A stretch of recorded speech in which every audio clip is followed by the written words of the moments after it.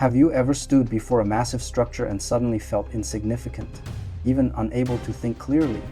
Yet, in a confined space, you gain intense focus. This power isn't accidental. The most monumental catastrophes in human history were born in the most cramped, focused rooms.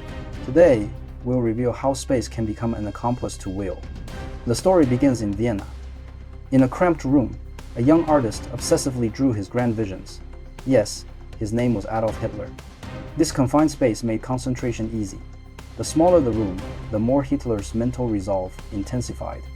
He was convinced of his genius, determined to realize his grand fantasies with a brush. The prestigious art establishment delivered a cold rejection to Hitler. The Academy of Fine Arts admissions director gave him a damning critique. His paintings lacked human representation and appreciation, appearing more like precise, cold, architectural drawings. But Hitler was told, "You are better suited for the school of architecture." He perceived this as the world's mockery and rejection. His fervent will hardened into hatred. Driven by this hatred, he turned to the political stage, but his early attempts failed. This failed coup landed him in prison.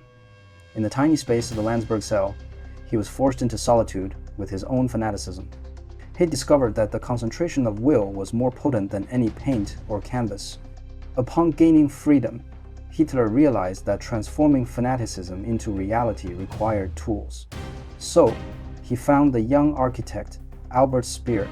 Hitler constantly showed Speer his own accumulated architectural sketches and models, particularly the grand vision for the reconstruction of Berlin as Germania world capital. Speer designed the Zeppelin field in Nuremberg. Hitler successfully constructed the Nuremberg rally grounds. 130 anti-aircraft searchlights pierced the sky, forming a massive dome of light, suggesting a divine arrival.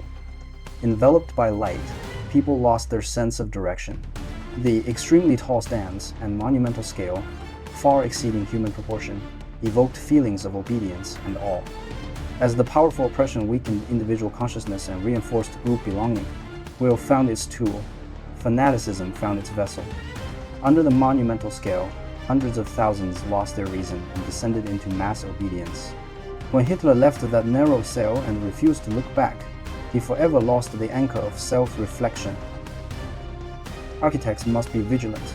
Design can influence the human mind, and without ethical constraints, it can become a tool for disaster.